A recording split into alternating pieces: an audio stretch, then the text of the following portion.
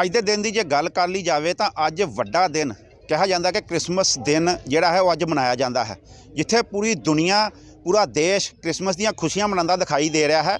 ਉੱਥੇ ਹੀ ਜੇ ਗੱਲ ਕੀਤੀ ਜਾਵੇ ਠੰਡ ਦੀ ਤਾਂ ਠੰਡ ਅਤੇ ਸਰਦੀ ਵੀ ਪੂਰੀ ਆਪਣੀ ਖੁਸ਼ੀ ਦਿਖਾਉਂਦੀ ਹੋਈ ਫੁੱਲੀ ਨਹੀਂ ਸਮਾਉਂਦੀ ਦਿਖਾਈ ਦੇ ਰਹੀ। ਪਰ ਇੱਕ ਜਜ਼ਬਾ ਅਸੀਂ ਆਪਣੀ ਤਸਵੀਰਾਂ ਦੇ ਰਾਹੀਂ ਤੁਹਾਨੂੰ ਇਹ ਵੀ ਦਿਖਾਉਣਾ ਚਾਹੁੰਦੇ ਹਾਂ ਕਿ ਇਸ ਠੰਡ ਦੀ ਬਿਨਾਂ ਪਰਵਾਹ ਕੀਤਿਆਂ ਕਿਸਾਨ ਹਾਲੇ ਵੀ ਖੇਤੀ ਕਾਨੂੰਨਾਂ ਨੂੰ ਲੈ ਕੇ ਡਟੇ ਹੋਏ ਨੇ, ਦਿੱਲੀ ਹੋਵੇ ਚਾਹੇ ਪੰਜਾਬ ਹੋਵੇ। ਤਸਵੀਰਾਂ ਤੁਹਾਨੂੰ ਮੈਂ ਦਿਖਾ ਦੇਣੀਆਂ ਚਾਹੁੰਦਾ ਹਾਂ ਕਿ ਇਹ ਗੁਰਦਾਸਪੁਰ ਦੇ ਨਜ਼ਦੀਕੀ ਪਿੰਡ ਉਦਨਵਾਲ ਦੀਆਂ ਹਨ, ਜਿੱਥੋਂ ਅੱਜ ਇਸ ਭਰ ਸਰਦੀ ਦੇ ਵਿੱਚ ਟਰਾਲੀਆਂ ਲੈ ਕੇ ट्रैक्टर लैके गड्डियां लैके किसान भारी जथे दे विच दिल्ली पहुँच रहे हैं। दिल्ली जाके इन्हां दे वल्लों उत्थे खेती कानूनां दे खिलाफ जिहड़े दिल्ली च किसान डटे हुए हैं उन्हां नूं सहयोग दिता जाएगा। तस्वीरां तुसीं फिर देख सकते हो कि किस तरीके नाल हजूम जिहड़ा है किसानां दा इकट्ठा होया है। इत्थे तस्वीरां तुसीं देख सकते हो कि पर ठंड दे विच भी जिथे ठंड अपना जोर फड़ी दिखाई दे रही है उत्ते किसानां दा जज्बा भी जिहड़ा है वो पूरे अपने रोह दे उत्ते है। तस्वीरां तुसीं देख सकते हो फिर कि ਇੱਥੇ ਜੋ ਹੁਣ ट्रैक्टर ਟਰਾਲੀਆਂ ਲੈ ਕੇ ਪਹੁੰਚੇ ਹੋਏ ਨੇ किसान। ਤੁਹਾਨੂੰ ਟਰਾਲੀ ਦੀ ਵੀ ਅੰਦਰੋਂ ਤਸਵੀਰ ਦਿਖਾ ਦਿੰਦੇ ਹਾਂ ਕਿ ਕੀ ਤਿਆਰੀਆਂ ਕੀਤੀਆਂ ਹੋਈਆਂ ਨੇ ਇਹਨਾਂ ਨੇ ਕਿਸਾਨਾਂ ਨੇ। ਅੰਦਰ ਚੱਲ ਕੇ ਦਿਖਾ ਦਿੰਦੇ ਹਾਂ ਤੁਹਾਨੂੰ ਕਿ ਇਹ ਟਰਾਲੀਆਂ ਜਿਹੜੀਆਂ ਨੇ ਇਹ ਪੂਰਨ ਤੌਰ ਤੇ ਦਿੱਲੀ ਪਹੁੰਚਣਗੀਆਂ। ਰਸਤੇ ਦੇ ਵਿੱਚੋਂ ਹੋਰ ਵੀ ਕਿਸਾਨ ਜਥਿਆਂ ਦੇ ਰੂਪ 'ਚ ਇਹਨਾਂ ਨਾਲ ਜੁੜਨਗੇ। ਪਰ ਅੱਜ ਦੇ ਦਿਨ ਦੀ ਜੇ ਗੱਲ ਕੀਤੀ ਜਾਵੇ ਜਿੱਥੇ ਪੂਰਾ ਦੇਸ਼ क्रिसमस ਦੀਆਂ ਖੁਸ਼ੀਆਂ ਮਨਾਉਂਦਾ ਦਿਖਾਈ ਦੇ ਰਿਹਾ ਹੈ, ਉੱਥੇ ਹੀ ਕਿਸਾਨ ਵੀ ਕਿਤੇ ਨਾ ਕਿਤੇ ਜਿਹੜੀਆਂ ਇਹ ਖੇਤੀ ਬਿੱਲਾਂ ਦੇ ਰਾਹੀਂ ਉਹਨਾਂ ਦੀਆਂ ਖੁਸ਼ੀਆਂ ਕੇਂਦਰ ਸਰਕਾਰ ਖੋਹਦੀ ਦਿਖਾਈ ਦੇ ਰਹੀ ਹੈ, ਉਹ ਖੁਸ਼ੀਆਂ ਪ੍ਰਾਪਤ ਦੁਬਾਰਾ ਕਰਨ ਵਾਸਤੇ ਕੇਂਦਰ ਦੇ ਨਾਲ ਮੱਥਾ ਲਾਉਣ ਵਾਸਤੇ ਇਹ ਕਿਸਾਨ ਤੁਸੀਂ ਦੇਖ ਸਕਦੇ ਹੋ ਕਿ ਬਜ਼ੁਰਗ ਹੋਣ ਚਾਹੇ ਨੌਜਵਾਨ ਹੋਣ, ਇਹ ਇੱਥੋਂ ਟਰਾਲੀਆਂ ਦੇ ਰੂਪ ਦੇ ਵਿੱਚ ਜਥੇ ਦੇ ਰੂਪ ਦੇ ਵਿੱਚ ਦਿੱਲੀ ਜਾ ਰਹੇ ਹਨ ਤਾਂ ਕਿ ਕੇਂਦਰ ਸਰਕਾਰ ਜਿਹੜੀਆਂ ਕਿਸਾਨਾਂ ਦੀਆਂ ਖੁਸ਼ੀਆਂ ਖੋਹ ਰਹੀ ਹੈ ਇਹਨਾਂ ਖੇਤੀ ਕਾਨੂੰਨਾਂ ਨੂੰ ਲੈ ਕੇ ਉਹ ਖੁਸ਼ੀਆਂ ਵਾਪਸ ਕੇਂਦਰ ਸਰਕਾਰ ਕੋਲ ਲਈਆਂ ਜਾਣ।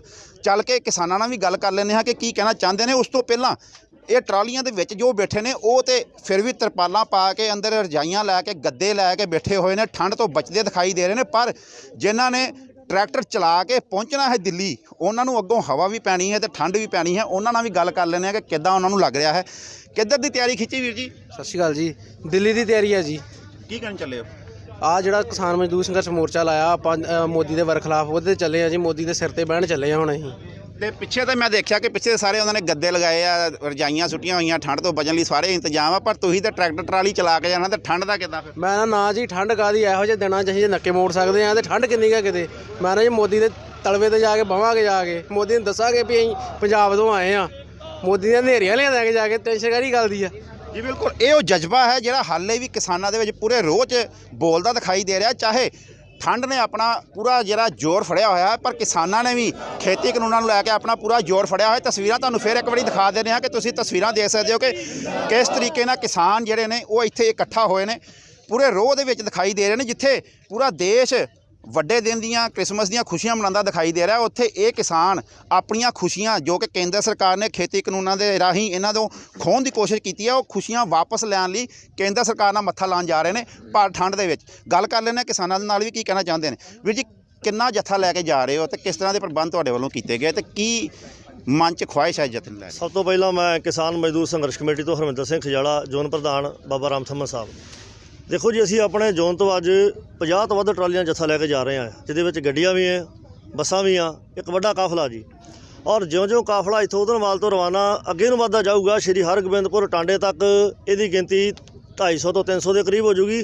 तो जलंधर जाके ये साडा जो तरन तारण तो बीबियां दे जथे आ रहे हैं, लगभग 500 तो वध ट्राली के जथे का अंदाजा जी। अनुमान लगाया जाए तो पूरे पंजाब दे विचों अज इस तरीके नाल जथे जा रहे हैं, अनुमान लगाया जाए तो दिल्ली पहुँचदियां तकरीबन किन्ने जथे जां किन्नियां ट्रैक्टर ट्रालियां हो जाएंगियां, किन्ने किसानां दा हजूम हो जाएगा जी? साडा जिहड़ा ये तीसरा जथा किसान संघर्ष कमेटी का जी, 2 जथे साडे पहलां ऑलरेडी कुंडली चौंक दे विच बैठे आ जाके, दूसरा जथा 10 नूं गया ही, तीजा 25 नूं जा रहा जी।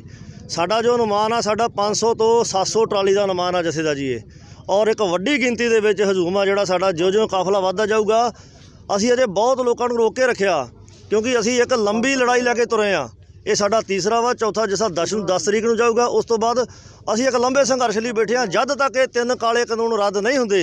केंद्र सरकार ये सोचण लई मजबूर नहीं हुंदी भी जिहड़ी स्टेट आ उहदा कोई फैडरल सिस्टम आ, कोई ढांचा वा, ਉਹਦੇ ਉੱਪਰ ਸੋਚਣ ਲਈ ਮਜਬੂਰ ਨਹੀਂ ਹੁੰਦੀ, ਕਾਨੂੰਨ ਰੱਦ ਨਹੀਂ ਕਰਦੀ। ਇਹ ਸੰਘਰਸ਼ ਇਦਾਂ ਹੀ ਚੱਲਦਾ ਰਹੂਗਾ ਜੀ। ਜੀ ਬਿਲਕੁਲ, ਕਿਤੇ ਨਾ ਕਿਤੇ ਇਹ ਅੰਦੋਲਨ ਜਿਹੜਾ ਹੈ ਉਹ ਸਿਖਰਾਂ ਤੇ ਪਹੁੰਚਦਾ ਦਿਖਾਈ ਦੇ ਰਿਹਾ ਹੈ, ਤਾਂ ਵੱਡਾ ਜਜ਼ਬਾ ਜੋ ਹੈ ਉਹ ਕਿਸਾਨਾਂ ਦਾ ਵੀ ਇਸ ਅੰਦੋਲਨ ਦੇ ਰਾਹੀਂ ਬਾਹਰ ਆਉਂਦਾ ਦਿਖਾਈ ਦੇ ਰਿਹਾ ਹੈ।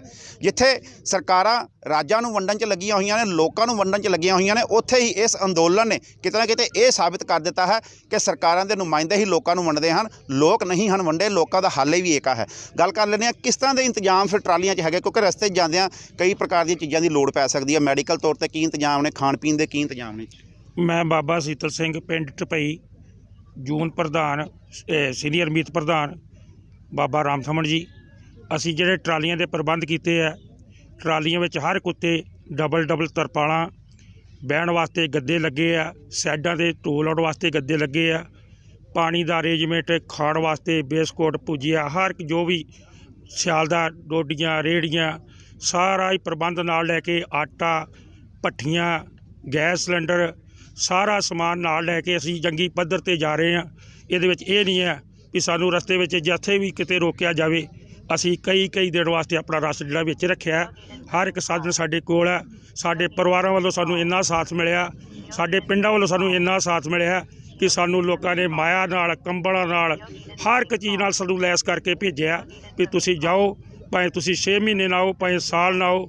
ਇਸ ਕਰਕੇ ਅਸੀਂ ਜਿੰਨੀਆਂ ਵੀ ਟਰਾਲੀਆਂ ਲੈ ਕੇ ਆਏ ਨੇ, ਟਰਾਲੀਆਂ ਦਾ ਜਿਹੜਾ ਪ੍ਰਬੰਧ ਆ ਹਰ ਪਿੰਡ ਦੇ ਪ੍ਰਧਾਨ ਵੱਲੋਂ, ਪਿੰਡ ਦੀ ਸੰਗਤ ਵੱਲੋਂ ਬੜੇ ਸੁਚੱਜੇ ਢੰਗ ਨਾਲ ਕੀਤਾ ਗਿਆ। ਬੜੇ ਸੋਧ ਨਾਲ ਟਰਾਲੀਆਂ ਸਜਾਈਆਂ ਗਈਆਂ। ਉਹਨਾਂ ਵਿੱਚ ਭਾਵੇਂ ਸਾਨੂੰ ਇਹ ਜਾਪਦਾ ਚਾਹੀਦਾ ਆਪਣੇ ਘਰ ਦੇ ਕਮਰਿਆਂ ਵਿੱਚ ਬੈਠੇ ਆ, ਹੀਟਰ ਲਾ ਕੇ ਬੈਠੇ ਆ। ਕਿਤੇ ਨਾ ਕਿਤੇ ਟਰੈਕਟਰ ਟਰਾਲੀਆਂ ਦੇ ਵਿੱਚ ਜੋ ਇੰਤਜ਼ਾਮ ਹੈ ਉਸ ਨੂੰ ਦੇਖਦਿਆਂ ਹੋਇਆਂ ਕਿਸਾਨਾਂ ਦਾ ਕਹਿਣਾ ਹੈ ਕਿ ਸਾਨੂੰ ਲੱਗਦਾ ਹੈ ਕਿ ਅਸੀਂ ਆਪਣੇ ਘਰਾਂ ਦੇ ਵਿੱਚ ਹੀ ਬੈਠੇ ਹੋਏ ਹਾਂ, ਇਸ ਤਰੀਕੇ ਦੇ ਇੰਤਜ਼ਾਮ ਕੀਤੇ ਹੋਏ ਹਨ।